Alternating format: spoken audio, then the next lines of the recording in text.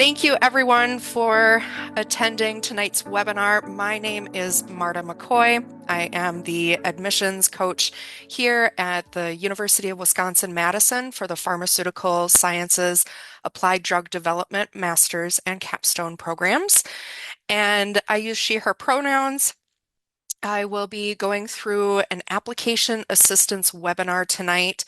You are most likely thinking about applying for spring 2027 or fall 2027 or beyond. So I will be covering both the master's application as well as the capstone application, but first we're going to focus on the master's. So the master's is going to be the 30 credit full master's level program. It will take about 1.5 to 3 years, depending on your pacing. And the differences between the master's and the capstone here, that's 12 credits. And it's sort of like a stepping stone to the full master's program. Uh, the capstone is a certificate versus the master's program, which is a degree. But all of the courses that you take for the capstone, those 12 credits, those are courses that are from the master's program. They're nested inside of them. So if you are thinking, I just want a taste of the program, or you're not sure if you want to go to the full master's, you're going to select the capstone. Or if you have a lower GPA, that's when you can apply for the capstone as well. The threshold for the GPA is a 3.0 for the master's program. Capstone, if you're under the 3.0, then we recommend that capstone. For the capstone as well, all of those 12 credits can be applied to the full master's program as well.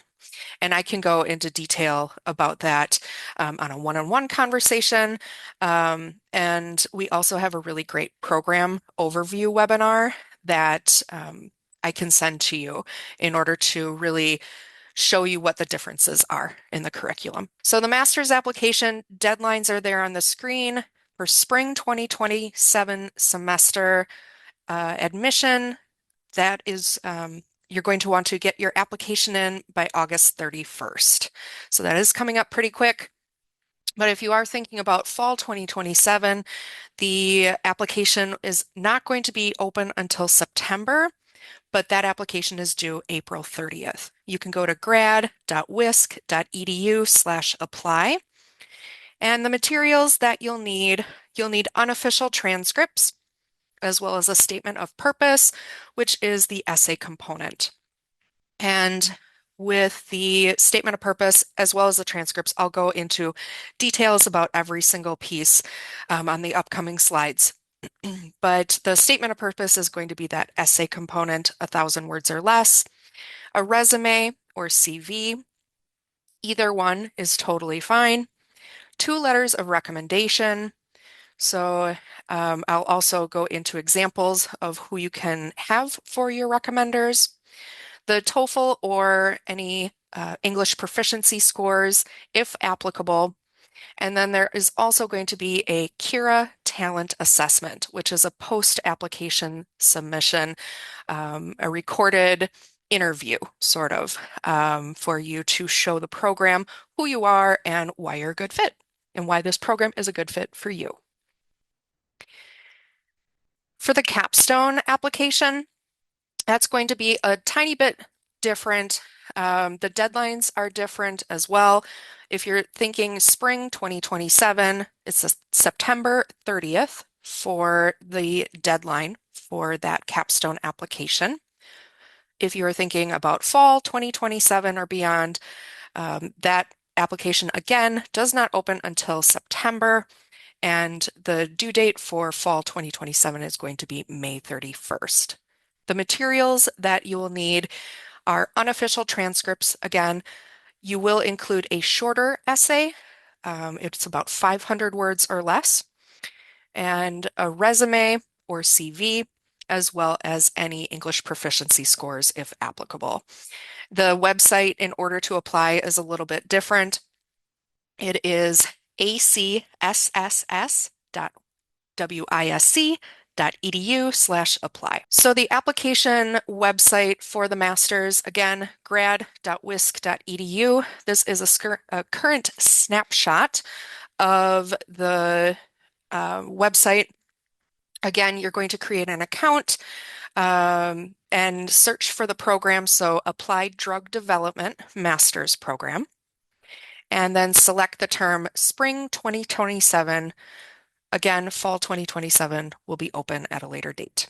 So the process and timeline, though, for the master's application, that is going to be you submitting that application and all your materials. That does include your recommendation letters. Your recommendation letters are due by the application deadline. There is a little bit of leeway afterwards, but that is always addressed at the time of submission if you do miss that deadline, or if you would like to email me or email our admissions team to say, hey, I'm still waiting on a recommendation letter. Um, you know, we can work with you in order to get that uploaded to your application. But in the first round, it goes into the initial review of your application, making sure that all of your application materials are here. Round two is that Kira talent assessment, which is the recorded interview. And that is the part where we do recommend you finish that Kira talent assessment sooner rather than later, because then the committee can do a full review of your application in that round three. If you are contacted by the grad school after that committee review and they would like transcripts, that's when you can provide the official transcripts from your undergraduate or any other graduate or credit programs that you have received. Round four is the graduate admissions review, where then if you are recommended for the master's program here, then it goes to the graduate admissions team for their review. And after that, that's when we email you to let you know if you are admitted into our program or not. So a few suggestions after you hit submit. You can check the application status, including your reference letters. You will get notifications if your recommendation letters are submitted to your application or if you are missing them. They will send you periodic reminders. Watch your email for program communications and any Kira talent assessment instructions. Those are very important, and they will give you specific instructions as to how to do that talent assessment and when you should do that by. You can fill out any FAFSA for FAFSA information. This is for domestic students only, for any scholarship opportunities for the program, any scholarship opportunities from the grad school themselves. And then there's going to be some, you can always ask your employers as well for any tuition assistance. Another thing that you can do is to thank your recommenders. We do recommend you talking with your recommenders before you upload them to your application. But thanking them after the fact is a great thing to do as well. The timeline and the process for the capstone is a little bit shorter since it is a smaller application. Again, you would submit your application as well as all materials. And remember, for the capstone, you do not have to have recommendation letters, so you're not waiting on those. So it's really, once you hit submit, that's when it goes into a review, the initial review, just to make sure that all those checks and balances are there. It goes to the committee for review, and then if you are a good candidate, they will go ahead and request official transcripts. But only, again, supply those after you are contacted directly by the grad school. Round three is going to be the graduate admissions review. Again, goes to the grad school. and they give the go-ahead to if you are recommended by the program. So some suggestions again, after you hit submit, check your application status. You can always do that on your account and then fill out that FAFSA information again for any scholarship information that you might need.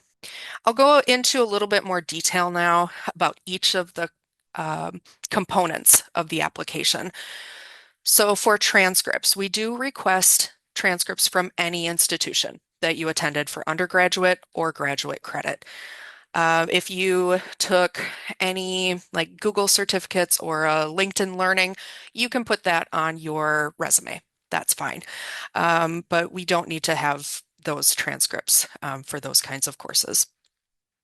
Unofficial transcripts are needed at the time of applying, and then the official transcripts will come or will be requested of you when you are recommended for admission.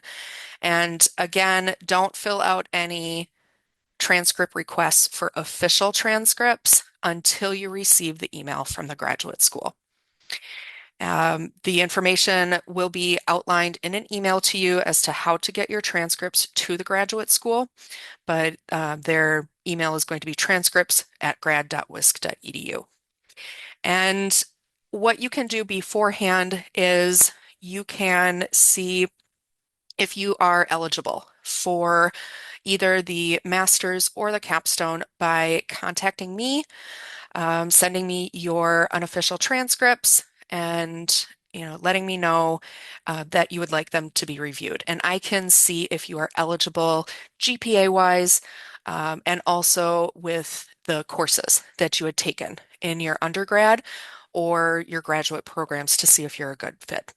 Um, I can also let you know if there are any red flags that I see or if I would make any other recommendations for you, possibly going the capstone route, or if you do have to take any prerequisites, especially general biology, general chemistry, and organic chemistry. Another best practice is to use that statement of purpose to go into greater detail about your grades and preparedness for the program. So if you had a rough semester, you can certainly address that briefly in your statement of purpose or in your essay. That would be just fine. If you were on academic probation or, if you had to skip a few semesters or something, it's always good to let the committee know. Also, if you do have multiple names, we do recommend that you take a look at the other name question on the application, so then we can match those transcripts more easily with any names that you may have had. Going on to the resume or CV component, this is going to be needed for both the master's as well as the capstone application. We do request that you provide a PDF or a Word doc of either one, and we encourage you to include your educational background, any relevant coursework, professional experiences, if you have done any internships, technical or transferable skills, you'll want to also put on there any extracurricular activities or awards that are relevant to this application program. Um, so, if you are part of a board, a board member of something, at your work, or if you, um, were on a committee or part of a student organization during your time, do show the committee that you were involved. And make sure that your document is up to date with your most recent information. But you can have colleagues or supervisors, faculty, family, friends, anybody like that to provide feedback. I can also provide feedback. We do want you to consider your education, skills, and experiences that might relate to this program. Um, Again, you'll use this as like a brief information or brief spot where you can put this information, and you can always go more into detail in your statement of purpose or your essay. For the letters of recommendation, and again, this is for the master's program, you do not need these for the capstone application, but we ask for 2 letters of recommendation, and recommenders will receive a form to fill out with a link in order to upload a letter as soon as you put their name and contact information into that application form. So please talk to your recommenders before you put their information into that application form. We also cannot move forward with considering your application until both letters are received. If you know that your recommenders will not meet the deadline of the application, please reach out to us so then we can work with you in order to get those in a timely manner. Some examples that you can have for your recommenders: current or former supervisors, current or former professors. You'll want any mentors, professional mentors, or even undergraduate or graduate advisors. You'll want to use people who know you and your skill set. It really doesn't matter about title. Really focus on your relationship with that person and their relationship with you. You can let them know that it should be not very lengthy, just half a page to a page in length. And you can actually ask your recommender and kind of guide their conversation. So if you want them to focus on certain projects or skills, make sure you tell your recommender, provide your resume to them and let them know what program you're applying for and what skills you would like them to highlight in their letter or any projects. All right, and for the statement of purpose, the essay component for the master's program application, this is where you will use the 1,000 words or less in order to tell the program why this is a great fit for you. We recommend you broadly introduce the reader to your background and communicate your professional and academic credentials and values. You'll want to provide any context about how you learned about the pharmacy program and why it's important to you. What are your goals within the program? What are how does this program coincide with your current work or where you would like to work? Communicate any motivations and goals that led you to applying as well. So not only the ones that you have after the program, but what led you to it. And then summarize your credentials and with enthusiasm as well. So a few suggestions. Don't let perfect get in the way of good.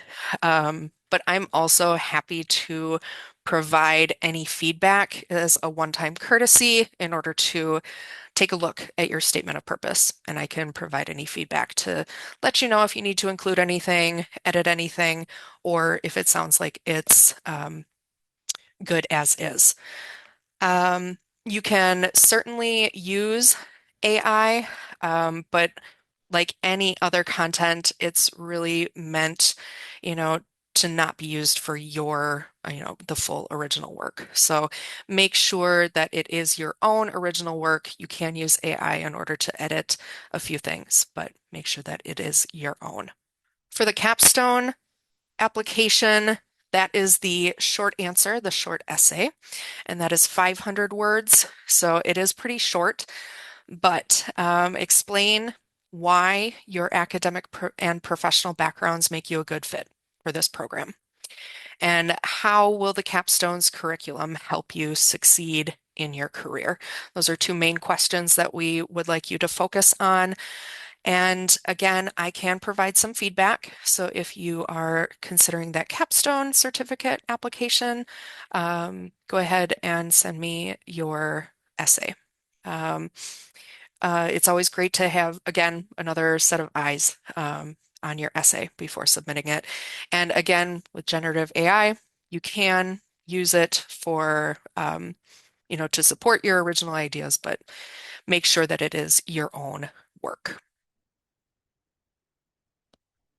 The last component is going to be that Kira talent assessment or interview for the masters. Remember, this is for the masters and not for the capstone. It is in the second round of the program's holistic application review. It's an asynchronous session that applicants complete on their own schedule. So the sooner that you complete the Kira Talent interview process, the sooner your application can be reviewed by the committees. And it's also going to be a timed video as well as some written assessments, and it usually takes between 10 and 30 minutes. We do recommend that you have your resume handy.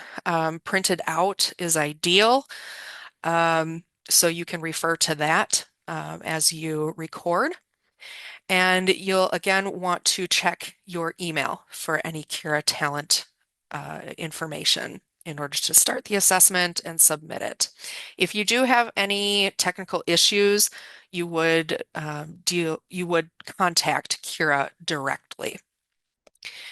So next steps is eligibility review. You can send me your application materials, especially if you have questions on your transcripts and your eligibility there.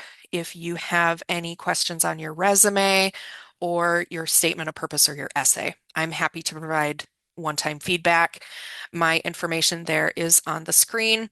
And then we've got some application deadlines. Again, for the masters, you'll want August 31st for that spring 2027 application. And then the capstone is September 30th.